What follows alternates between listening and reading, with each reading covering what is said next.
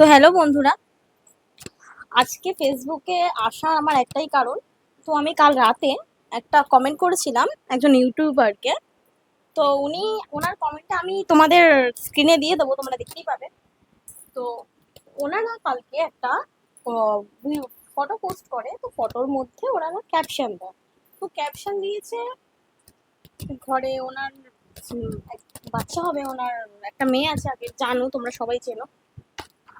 তো উনি আমাকে কমেন্ট করেছেন, আমি ওনার পোস্টে প্রথমে কমেন্ট করেছিলাম কি, যে ওনার ঘরে নাকি দুটো লক্ষ্মী আসবে, একটা লক্ষ্মী এসেছে আর একটা লক্ষ্মী আসবে, তো আসলে তাদের নাকি কোনো সমস্যা নেই, এসব কিছু অনেক কিছু কমেন্ট করেছে। তো আমি তাদের কোনো ব্যক্তিগত জীবনে ঢুকতে চাই না। তো আমি তাকে কমেন্ট করেছিলাম যে দুটো লক্ষ্মী বলছো, তো আমি তোমাদের কমেন্টটা দেখিয়েই দেবো অবশ্য, আমি কোনো মিথ্যা কথা কিছু বলছি না। তো দুটো লক্ষ্মী সবাই চায়, কিন্তু একটা পুত্র সন্তান তো সবাই চায়। দুটো লক্ষ্মী, তিনটে লক্ষ্মী, চারটে লক্ষ্মী, 10টা লক্ষ্মী হোক, তবে একটা পুত্র সন্তান তো সবাই চায়। তো সেই হিসাবেই আমি কিছু কমেন্ট করেছিলাম, যেমন সবাই করে কন্টেন্ট ক্রিয়েটরটা, সেরকমই আমি কিছু কমেন্ট করেছিলাম। তো আমার কমেন্টে অনেকে রিপ্লাই কিছু করেছেন, যারা আমার মতে তারাও করেছে, যারা আমার অমতে তারাও কিছু রিপ্লাই করেছে আমাকে। তো আমি তাদের সবকিছুই আপনাদের স্ক্রিনে দিয়ে দেবো, সবকিছুই দেখতে পাবে। তো সে আমাকে উল্টে কমেন্ট করছে যে আমার কেন ফাটছে, আমার কেন ফাটবে, আমার অবশ্য একটা 2 মাসের ছেলে আছে, আমার কেন ফাটবে। আমি সেটাই বুঝতে পারছি না। তোমার মেয়ে, তোমার আবার মেয়ে হবে, কি 10টা মেয়ে হবে, 5টা মেয়ে হবে, সেটা অবশ্য তোমার ব্যাপার।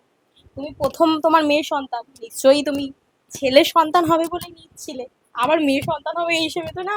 কিন্তু ভগবান যদি তোমাকে ছেলে সন্তান না দিত, না দেয়, তাহলে কি করা যাবে, তাই না? তো আমি তো জোর করায় কিছু বলছি না যে তোমার আবার মেয়েই হবে বা একটা পুত্র সন্তান হলে ভালো হয়, আমি তো কিছু বলিনি। তোমরাই কমেন্ট করছো, তোমরাই আমাকে ট্যাগ করেছো, তোমরাই সব কিছু করেছো না। আমি তো কিছু বলিনি যে তোমরা আবার কি করো, বাচ্চা নাও বা কিছু, আমি তো কিছু বলিনি। তো সেই ক্ষেত্রে আমি হাসি মজাকের মধ্যে দিয়ে একটা কমেন্ট করেছিলাম যে মনে সান্ত্বনা দেয় অনেকে, যে দ্বিতীয়বার মেয়ে হলে, ছেলে না হলে কি করবে বা কিছু, অনেকেই যেমন কমেন্ট করে, সেরকম আমিও সবার মতোই কিছু কমেন্ট করেছিলাম।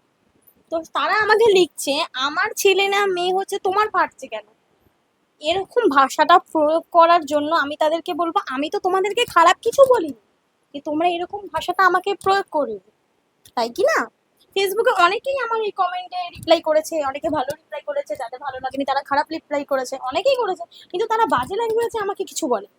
তো তুমি ইউটিউবার হও, টিকটকার হও, যে কেউ হও না কেন, আমি তোমার ভাইরালের জন্য তোমাকে কিছু প্রশ্ন করছি না বা করিও নি।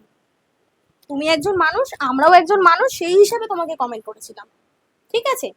তো তুমি এই কমেন্টটাতে এত বাজে একটা কথা বললে, আমি তাই ভিডিওটা দিতে বাধ্য হলাম, যে ভগবান না চাক তোমার জন্য আবার একটা মেয়েই হয়, এটাই আমি চাইবো।